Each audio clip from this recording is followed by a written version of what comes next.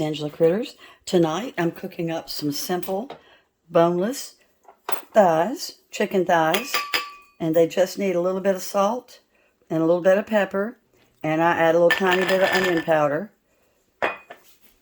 and then I'm going to add a little tiny bit of barbecue sauce, and we're going to do these in the real oven. You know, not everybody has an air fryer, and I have to remember that. So, of course, you can put this in the air fryer. So I've got my spices kind of mixed up. Throw in my onion powder.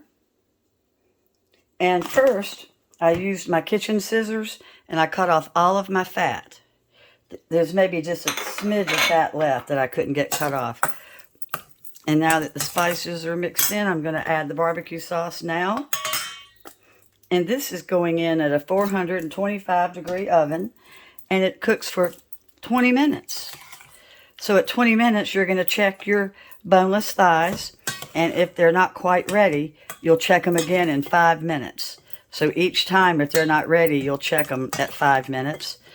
And so what I do, at about 10 minutes, I add a little bit more barbecue sauce. So I'm getting ready to put these in to my oven. Hold on. I'm going to add just a little bit more sauce. These cook so quick, you want to make sure and have enough sauce on them because you don't want them to get dried out.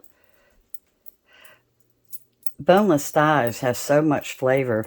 They're much more flavorful than a breast, I think. At least that's what my husband says. He's a big fan of thighs. All right, they're going in. At the halfway mark, I got a little bit of juice from the barbecue sauce that had dripped off, and I've coated everything again.